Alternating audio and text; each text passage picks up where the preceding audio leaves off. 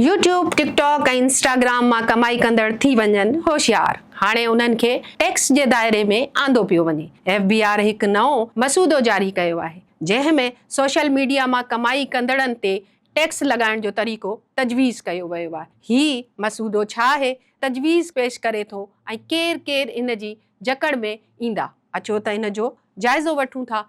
मां आहियां फ़हमीदा रियाज़, तव्हां ॾिसी रहिया आहियो WTN न्यूज़। FBI मूजिबि हाणे सोशल मीडिया जी कमाई खे बाक़ाइदा टैक्स जे दायरे में आंदो पियो वञे। ही टैक्स उन्हनि माण्हुनि ते लागू थींदो जेको सोशल मीडिया ते वीडियोज़ या मवाद ठाहिनि था ऐं उन्हनि मां पैसा कमाइनि था, ऐं उन्हनि जा ॾिसंदड़ या सारिफ़ पाकिस्तान में मौजूदु आहिनि। महांगियूं गाॾियूं, घर ऐं महांगनि लिबास जो ॾेखाव कंदड़ उन्हनि यूट्यूबर्स ऐं टिकटॉकर्स समेत ॿियनि जो हिसाब कीअं थींदो, उन लाइ पाकिस्तान जी हुकूमत हिकु ख़ासि तरीक़ो वाज़े कयो आहे, जंहिं तहत कुल आमदनी मां ख़र्च कढण खां पोइ जेका रक़म बचंदी उन ते 30% टैक्स लागू थींदो। दिलचस्प ॻाल्हि इहा आहे त जेकॾहिं को चवे थो त संदसि असुल कमाई घटि आहे त FBI अंदाज़े सां आमदनी जो काथो लॻाए टैक्स कढी सघे थी। मिसाल तौरु यूट्यूबर लाइ हिकु शरह मुक़ररु कई वई आहे, यानी 1000 व्यूज़ ते लॻभॻि 195 रुपया टैक्स लॻंदो।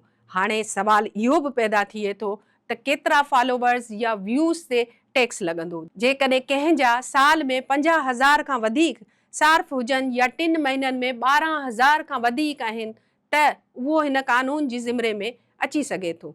सवाल इहो आहे त हाणे यूट्यूबर्स ऐं टिकटॉकर्स ते छा असरु थींदो? उन जो जवाबु आहे त राति विच में अमीर बणिजंदड़ यूट्यूबर ऐं टिकटॉकर्स खे हाणे पंहिंजी कमाई ज़ाहिर करणी पवंदी ऐं उन ते टैक्स बि ॾियणो पवंदो। हिन कानून खां पोइ आमदनियुनि जो अंदाज़ो हुकूमत पाण लॻाए सघे थी। जेकॾहिं को पंहिंजी कमाई घटि ज़ाहिर करे थो त FBI व्यूज़ ऐं डेटा जी बुनियाद ते पाण हिसाब लॻाए सघे थो। ही कानून ख़ासि तौर ते उन्हनि माण्हुनि लाइ मसइलो बणिजी सघे थो जेकी गैर रस्मी तरीक़े सां कमाइनि था या मुकमल रिकॉर्ड नथा रखनि। हुननि जा यकीनन मनफ़ी असर बि ईंदा। जेकी नंढा क्रिएटर्स आहिनि उन्हनि ते दबाव ईंदो ऐं उन में विचोले दर्जे जा क्रिएटर्स बि अची सघनि था। कुझु माहिर चवनि था त उन्हनि जो हिकु मस्बत रुख बि आहे, छाकाणि त सोशल मीडिया क्रिएटर्स खे हाणे हिकु बाक़ाइदा शोबे तौरु सम्झो वेंदो, जंहिंसां बैंकिंग, कर्ज़, कारोबारी मौक़ा वधी सघनि था। सवाल इहो आहे त छा उहो सिर्फ़ु पाकिस्तान में थी रहियो आहे? माहिरनि जो चवणु आहे त सॼी दुनिया में हुकूमतूं हाणे डिजिटल मईशत खे टैक्स नेट में आणे रहियूं आहिनि। पाकिस्तान बि उन्ही रुझान जो हिसो बणिजी रहियो आहे।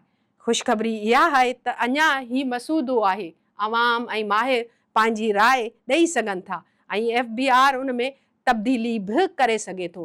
पर ही क़दम ज़ाहिर करे थो त पाकिस्तान में सोशल मीडिया हाणे सिर्फ़ु विंदर न पर बाक़ाइदे कमाई जो ज़रियो बणिजी चुको आहे।